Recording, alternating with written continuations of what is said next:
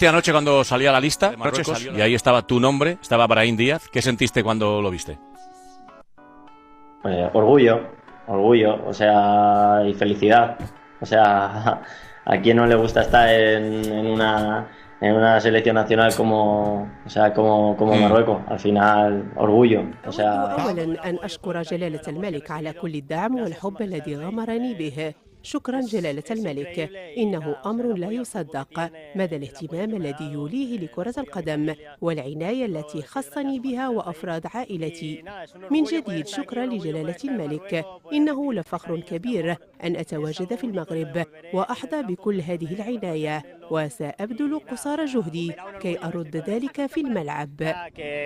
شكرا لكم على الدعم والحب، أنا واحد منكم وجد ممتن للشعب المغربي. سأبذل قصارى جهدي لأجعلكم فخورين بهذا القميص الرائع للمنتخب